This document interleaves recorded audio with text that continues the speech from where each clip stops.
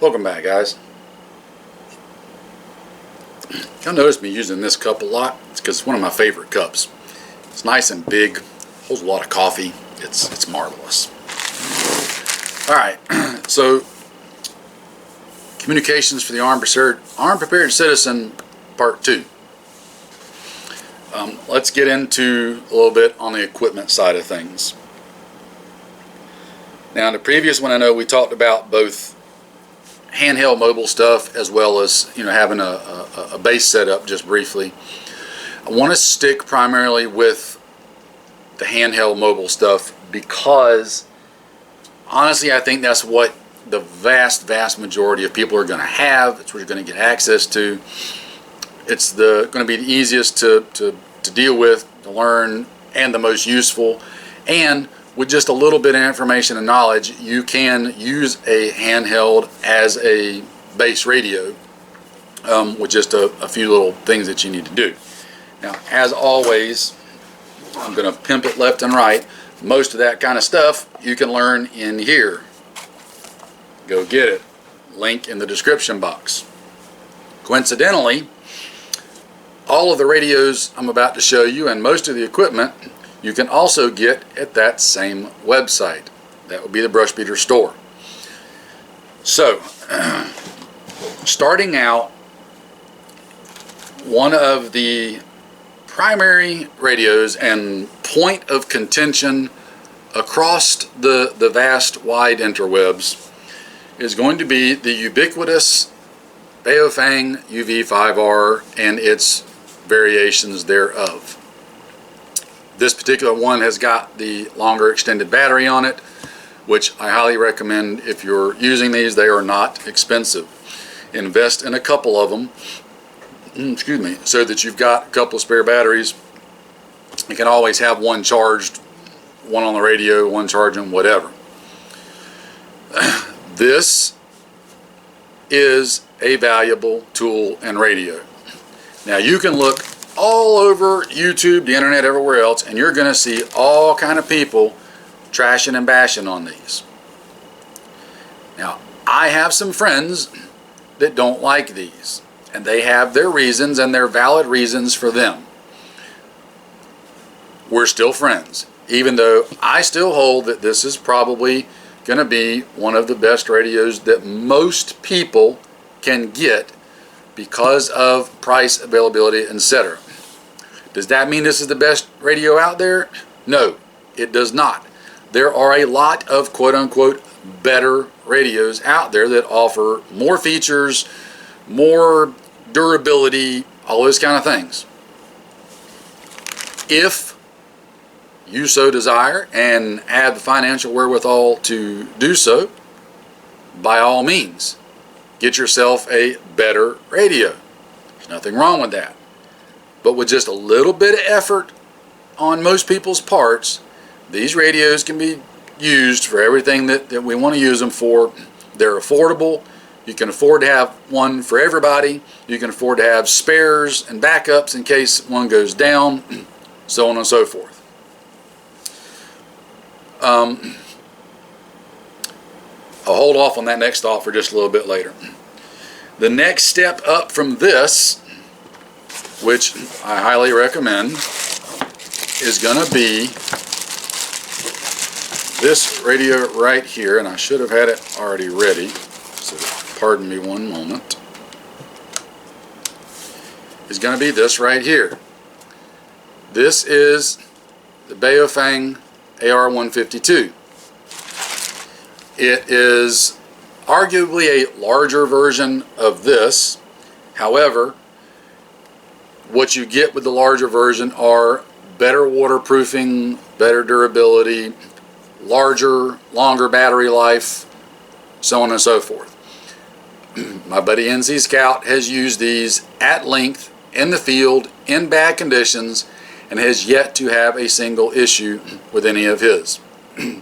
They work well, especially for the money. The trade-off is they're a little bit bigger, but that's not a deal breaker. There are ways around that and things you can do to help with the size and everything. This is my favorite field radio that I'll usually put on my pack. This is the one that I'll have for longer stuff, but I also use this for inter-team communications, as we talked about before. We'll get into some of that in a future video. From there, you can step up, and just by the way, those are both just analog radios, okay? Simple to use and operate, fairly easy learning curve on them, but valuable. Then you can step up into something like a DMR. There's multiple different good DMR options out there available. Baofeng makes a couple, which I've got. This is a Abri DMF8 that's a DMR radio. These offer both analog and digital capability, as well as text messaging, all that kind of good stuff. There's a lot of value in being able to have that digital side and the text messaging side for these. Again, we'll get into that in more depth in another video. Another option that a lot of people tend to overlook, and somewhat with good reason, is CB radio. Now, up until just recently, I'll be honest, there wasn't a lot of good options in a handheld CB radio. I've been using CB radios since I was probably old enough to talk, and sitting on my grandfather's lap out in the woods hunting, and the hunt club all use CB radios, and we're going all the way back to the 70s. I'm dating myself, but all the way back into the 70s. Been around CBs a long time. Handheld CB options have not been good. Recently, that has changed in a couple of ways. This right here is one of the ways, again, available at the brush beater store where you can get all these other radios at. This is an actual CB radio. CB radios like this are now capable of standard AM transmission, but also FM as well. The cool thing about this particular one is it uses the same 2-pin Kenwood attachment for mics, earbuds, headsets, all that kind of stuff, and the same attachment cable to be able to hook it up to things like a tablet, that sort of thing, to send digital data burst transmissions with. Again, that gets all into the book, and if you go to Brush Beaters classes, we'll get into all that stuff. Having multiple different radios is a very wise thing, in my opinion, if it's something you can swing and afford. It gives you layers and options, okay? Because CB frequencies are totally different than VHF and UHF frequencies. They're much lower. There's a lot of benefits to which frequency band you may or may not want to use. The CB stuff is a good way to be able to get out there and practice and get used to doing this stuff without having to worry about any kind of licensing or anything like that right now.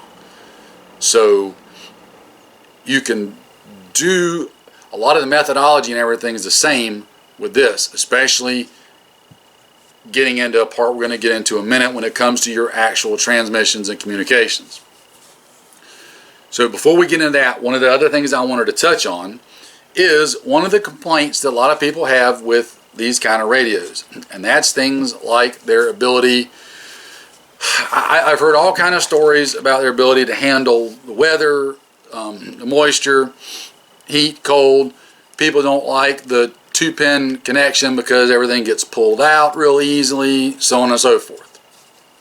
I understand that, and some folks, depending on their situation, have valid complaints. But I've found, in my experience and what I've been looking at, reading, listening to, watching, a lot of people are just, I'm just going to say it, they're lazy. They don't put much effort into what they're doing. they try to take this radio and treat it like they did radios they had in the military, which, if they're honest, shouldn't have even been treated the way they were. But they'll take these and just clip it onto their gear, just like this, and then try to go do things that SEALs going through buds would look at them and go, what are you doing with your radio? What are you doing that for with your radio like that? That's just not smart. And then they wonder why the radio ends up failing, because they're completely abusing it in ways that you shouldn't ever do any radio, regardless of how weatherproof it is or isn't. There's a couple of things you can do to drastically improve the longevity and usability of these with a little bit of effort on your part. First thing to do, and this is just a little bit of guerrilla work on your end, get you a Ziploc bag, cut a little hole in the corner, and then get you some 100-mile-an-hour tape, duct tape, something similar. Reinforce the plastic around the hole so it doesn't keep ripping. And then you can simply run your antenna, if you don't try to do it on camera while everybody's watching. This is why I usually put mine in here and then leave it. I'm not taking it in and out. Why are you not wanting to go in there? You're not on that side. This is a split bottom baggie, and I'm getting on the wrong side of the split. Hang on a second. There. Jeez.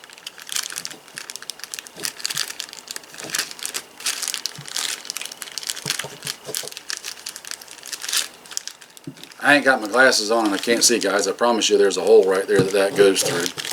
I've got two in it. One for the comms wire and one for the antenna. Alright, now that I've sat there and farted with it for an hour. But if you run it through there, you can cut one in one corner for the antenna, one for the other corner to run your comms wire out. You can either close the Ziploc up all the way, or just leave it like that, wrap it around it, and now if you're going to leave it this way permanently, which is what I typically do, which is why I'm not farting around trying to take it in and out of the baggie, you just run another layer of tape right around here onto the antenna so that it's fairly well sealed up. You're not going to get a lot of moisture and such on it. If you're worried about condensation, which I'm using them in the southeast, we got a ton of humidity, and I've never had condensation be that big of an issue. But if you are, you can leave part of the baggie partially open or completely open, because we're not going swimming with these, okay? If you're planning on freaking deploying from a submarine and swimming up to a beach, or if you're planning on having to swim across rivers or something, then you probably want to have some kind of a waterproof bag that you can take this apart, completely seal it up, cross your water, and then open it back up and put it back together. You wouldn't want to do it just left like this, regardless of what you're doing. Anyway, I digress. The next thing you do on your part is don't just leave this out on your gear somewhere. Get a pouch for it. Preferably a pouch with a flap that completely covers the radio. This is going to add another layer to keeping rain, water, mud, muck, crud, whatever off of your radio and protecting it. It's also going to help protect it from scuffs and bumps and stuff hitting it. It's also going to add you a layer of protection if you forget to, say, disable the backlight on the screen and you get a transmission and you were smart and you've got a mic or earbud or something in so that everybody's not listening to it, but the screen still lights up. Oops, forgot about that. Now if it's dark, you're not glowing like a beacon showing everybody where you're at because it's covered up in the pouch. With just those two little things, you can make these radios a whole lot more serviceable and last a whole lot longer. And you can do it for all your radios, even this one. Okay?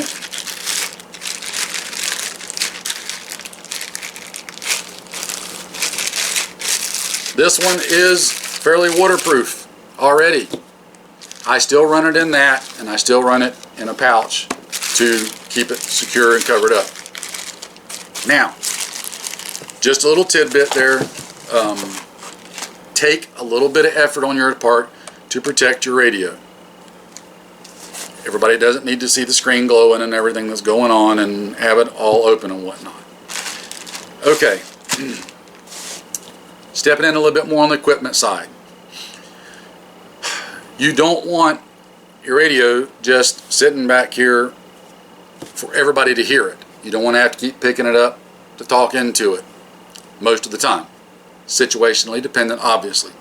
And I forgot to add, in case you're watching this video and you haven't watched the first one, the context that we're talking about using these radios in this video is the armed prepared citizen in a really, really bad, holy crap, things have gone apocalyptic situation, and it ain't normal times. Okay, so that's the context for this. Keep that in mind. I see a lot of folks that like to use these type of microphones. You plug them in the radio and then you can clip it on your gear, and it's kind of like what you see law enforcement using, that sort of thing. That can be valuable, right? But they're not my preferred favorite. Now, if you were doing something like working static guard duty at a fixed position, like maybe hypothetically, let's say the entrance to your subdivision with some of your neighbors, a security position at your farm or retreat, whatever, then this is an okay option, because at that point you're not really hiding from anybody per se. People know that you're there, but anybody that comes up is still going to be able to listen to your transmissions over the mic. So that is possible, but it's not ideal. Now, some of them do have a spot on the bottom of the mic where you can put an earbud in, which, if that's the case, if this is what you're running, then I highly encourage you to go the earbud route. That way it keeps everything just in your ear. These aren't my favorite again, but you can make them work. What is some of my favorites is, for example, this is just a cheap, what people consider a dog bone mic. It's just a military handset type. Believe it or not, guys, even some of the cheap quote-unquote airsoft quality ones work really well. Again, Brush Beater's been using a bunch of these for a long time. He hasn't had any issues. I've been using them. I've got them on multiple radios. I don't have a problem. Again, if you're worried about water issues with these, I haven't had it be a big issue, but you can still Ziploc baggie these suckers. You can tape them up a little bit. Heck, you could even go so far as to take them apart to a certain extent and silicone the crap out of things. However far you want to take it. It's not necessarily a must-do thing, though. Again, it just plugs in to the side of your radio like so. Now I can have my radio back here in my backpack, back in my gear, wherever. I can clip this up on my gear, and I can still hear that there's transmissions coming over through the headset. All I got to do is tilt my head down and push the button, and I can talk and keep going. This keeps all the noise right here, and somebody else that's 10 feet away from you can't hear it. It's very valuable in maintaining a little bit of stealth, but it doesn't put anything on your head or ears, etc. Now, one other thing I wanted to point out, we're going to backtrack real quick. Another reason that I say keep your radios in a pouch and don't just friggin' stick them on the side of your belt or gear or whatever. People that complain about the cords on their headsets getting pulled out when it gets snagged on stuff, again, take a little bit of effort. If you put it in a pouch like this, guess what? It can't come out because the pouch is preventing it from coming out sideways. You can't undo it that way. It is secured in there. It's a thing, okay? Don't just stick it in there or stick it on your gear and then wonder why stuff's coming undone.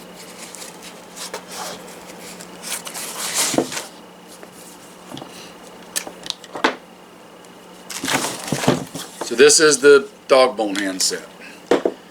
Two of the things that I like personally for more discreet use are things like an actual earbud setup like this.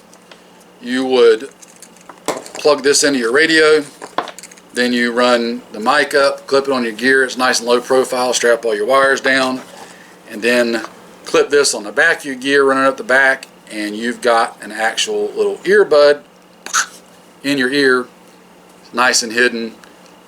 All the audio is right here. You've got your push to talk right here, blah blah blah, and you're good.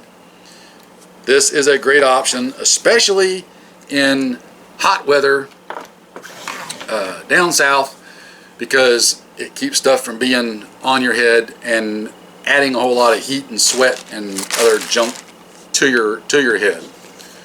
Another option is just a regular headset. Microphone, all the audio's in there. The cool thing about these is you can run them over or under a regular ball cap. And I normally run it under, but I'll see if I can put it on over mine so I don't have to take my hat off. I've got it adjusted to fit the other way, but yeah, there we go. Alright, so see, I can put this right here, and then this will plug into the radio, strap all your cords down. This will clip on my gear, and my push to talk's right here, so I just push to talk. I can keep looking, doing what I need to do. Microphone's right here, all my audio's in my ear, so on and so forth. Makes for an easy way to communicate, and you're not letting everybody around you hear the transmissions coming in when you're trying to be quiet. And if, God forbid, you actually have to go loud with things, a lot of noise going on around you, it's kind of hard to hear. I know everybody's used to having hearing protection on at the range where it's all nice and safe, but that's not the real world in a real fight. That will keep the audio right there in your ear, so that with all the other chaos and loudness going on, you can still hear who you need to be communicating with and what you need to be doing. Another little thing that I recommend that you do on all your radios is get an adapter to change it from whatever it is to a BNC adapter. Most of your Baofengs are an SMA male, I believe. Get the adapters. That way you can use antennas that just go on with BNC. Makes it easy to get them on and off.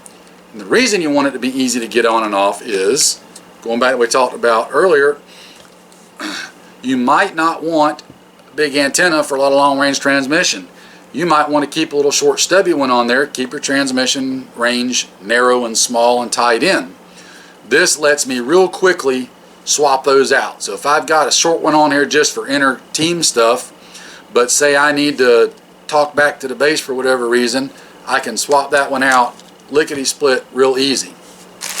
Also gives you the ability to unhook whatever you're doing and use something like a jungle antenna or this J-pole antenna with a BNC on it, and I can hook that on, run it up a tree with a little 550 cord and a weight, and now I can significantly increase my range and reception both. The BNC connector just makes it so much easier to do when you're changing stuff around.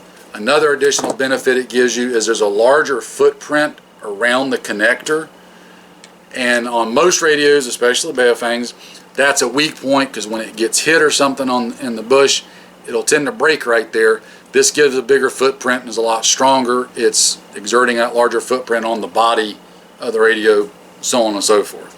So they're not expensive, they're only a few dollars. I highly encourage getting the BNCs. And you can put those on every radio. Easy to do.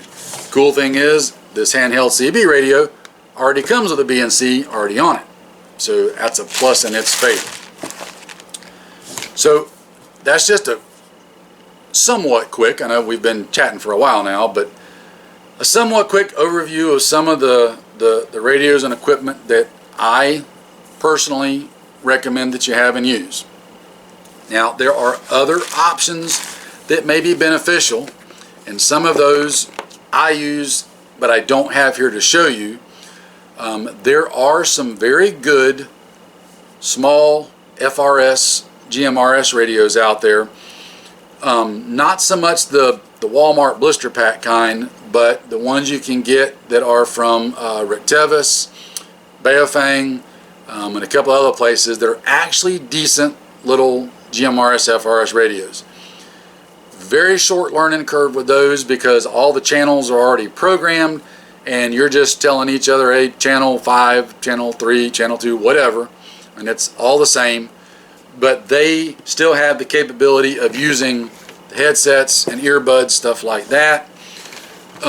Their range is usually fairly limited, which can be a good thing, again, like we said earlier, especially if you're just wanting to use communications right around the homestead, around the retreat, even around your subdivision, without reaching out there and say you got a bunch of friends or neighbors or whatever you need to get a radio to. Those are an option.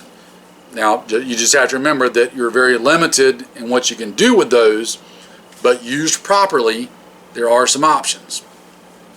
Now, last thing I want to close out on with this is, look guys, there are radios out there that offer you encryption. Do not trust encryption for your communications. Not saying don't use it, I'm saying don't trust it. Whether you're using encrypted stuff, digital, analog, whatever, you need to be using brevity codes, one-time pads, all that kind of stuff.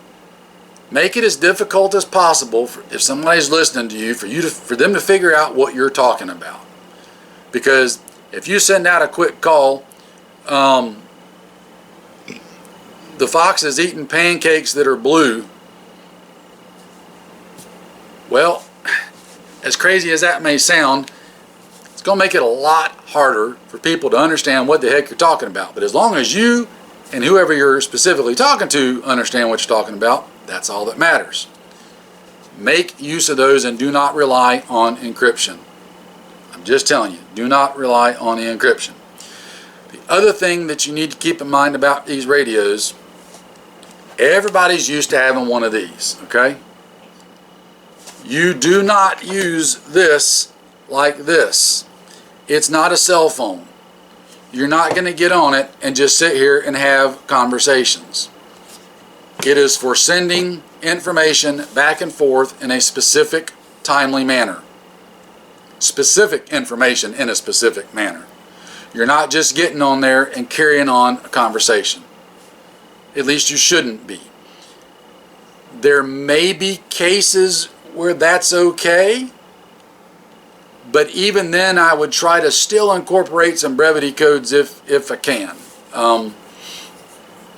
Just make it difficult for somebody listening to you to fully understand what you're saying. But don't think of it in terms of a cell phone where you're just, yada yada carrying on back and forth about every little thing. You've got to get your brain into a different mindset of talking on a radio versus talking on a phone. It's not the same. The situation's not going to be the same, whole 9 yards, okay? I think we've about covered that one enough. Again, there are tons of other options out there. I'm just kind of giving you a quick overview of some of the options, some of the things you can have and use. Get training if you can.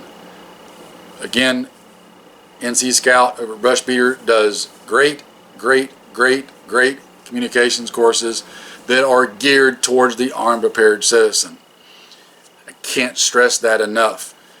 Don't just blindly copy what former military guys are saying about how they use the radios, especially if they're not giving you the context on how they're talking about using them now, and B, if the context they are talking about using them now is in the same exact way that they used them in the military, with multiple fire teams and multiple squads and being 10 miles away from everybody and all that.